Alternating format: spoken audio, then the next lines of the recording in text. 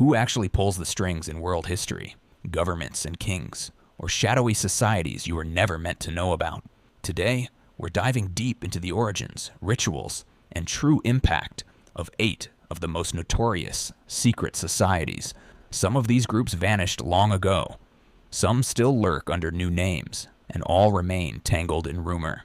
Here's what's real, what's pure legend, and why people can't stop obsessing over secret societies. The Illuminati. Whenever something wild hits the news, crashed economies, celebrity meltdowns, wars out of nowhere, someone pops up blaming the Illuminati, but the real story is buried centuries back. In 1776, Bavaria, Adam Weishaupt, a radical law professor, wanted to challenge the grip of church and crown. He started the Order of the Illuminati with a handful of intellectuals, plotting in back rooms over candlelit tables. They used fake names inspired by ancient Greece and Egypt, coded letters, and a strict cell system so only a few people knew the bigger picture. Their mission? Spread rational thinking and Enlightenment ideals, not world domination. But their secrecy attracted attention. Rumors exploded that they planned revolutions, including the French Revolution. European monarchies freaked out, and by 1785, the Bavarian police raided the group, banned it, and scattered everyone involved. Yet, the legend only got juicier. Now, the Illuminati is code for any shadowy power, blamed for assassinations, shape-shifting the music industry, or controlling governments from the shadows.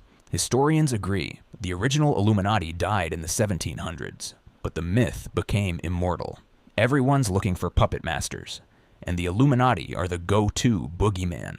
Order of Assassins. You know them from pop culture. Drug-fueled killers sneaking into castles, striking fear into enemy hearts. The truth is actually even more hardcore. The Hashashin, called the Assassins in the West, emerged in the mountains of Persia in the late 11th century. Led by Hassan-i Saba, their whole religion mixed extreme devotion with political violence. Members lived in mountain fortresses like Alamut, unreachable except by secret paths, controlling valleys and fields below. Their main weapon? Pure terror. The assassins would train initiates to blend into cities, sometimes working for years undercover, before striking public figures with daggers. No poison or arrows needed. It was all about the spectacle. Murders staged in daylight, often in front of crowds. Traitors faced the same silent execution. Stories claimed members got high on hashish before missions, but historians suspect that was enemy propaganda to make them seem inhuman. Their real advantage was discipline and fear. For centuries, Middle Eastern rulers built defenses and canceled plans, just hoping to avoid ending up on the assassins' hit list. Eventually, the Mongols stormed Alamut in the 1200s, destroying their strongholds and wiping out leadership. But the word assassin stuck, turning into a term for any secret killer, and the legend became immortal, from Marco Polo to Assassin's Creed. The Thuggee. Ever get called a thug? The word's roots are a lot darker than most people realize. The Thuggee were organized bands of highway killers in India, active for centuries, but peaking in the 18th and 19th centuries.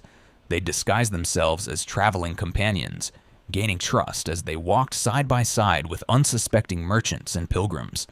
Then, at a coded signal, usually after dinner or at a rest stop, they'd strangle victims quietly with a rumel, a special silk scarf.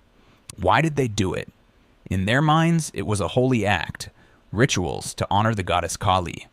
Initiates took oaths of silence and secrecy, learned signals and codes to communicate in plain sight, and had to execute their first murder in front of senior brothers to prove their worth. Estimates of their body count run as high as tens of thousands, but documents skew depending on whose side you trust. Indian oral history or British colonial records, which were trying to paint the Thuggee as the ultimate evil. The British made a mission out of wiping them out. Secret agents infiltrated the gangs, arrests skyrocketed, and by the late 1800s, open Thuggee bands were gone. The legacy survives in our language. Thug is still shorthand for violent criminal. Black Hand. Sometimes all it takes is a handful of radicals to start a global war. Evidence.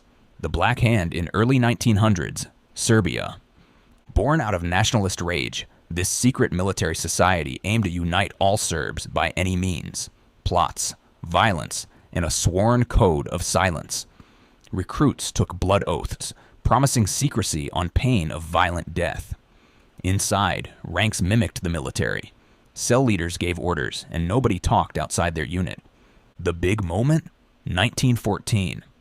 Members planned and enabled the assassination of Archduke Franz Ferdinand, heir to the Austro-Hungarian Empire, using a network of young operatives, including Gavrilo Princip, their handler, a Black Hand officer.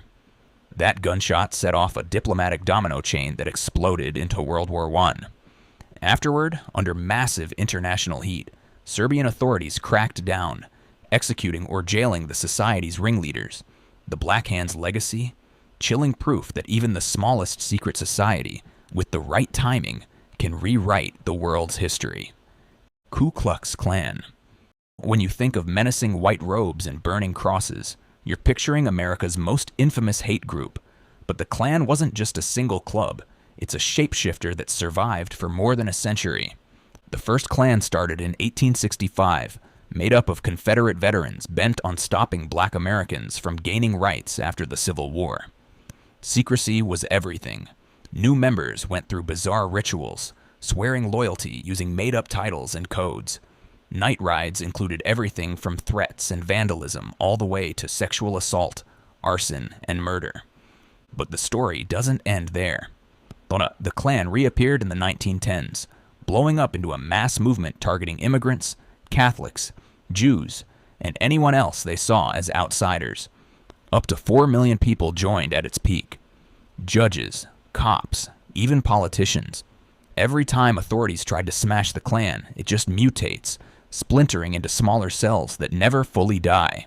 Today, their influence is smaller and more fragmented, but the Klan's legacy is in every terror tactic and shadowy ritual used by hate groups ever since. Skull and Bones. Yale's Skull and Bones is the ultimate punchline for conspiracy theorists. What do 3 U.S. presidents, dozens of senators, and founders of the CIA have in common? They're bonesmen. Founded in 1832, this elite club picks just 15 Yale seniors every year. Initiation brings midnight rituals in a fortress-like tomb. Skulls, bones, coffins, coded names, and rituals so secret, no one outside the group knows the full story. Members are called bonesmen, and the rules are ironclad. Absolute secrecy for life. Meetings happen in the Tomb, a windowless building guarded by traditions and rumors. The goal? Building connections that last a lifetime. Friendships forged in secrecy that can open doors in politics, banking, law, and intelligence.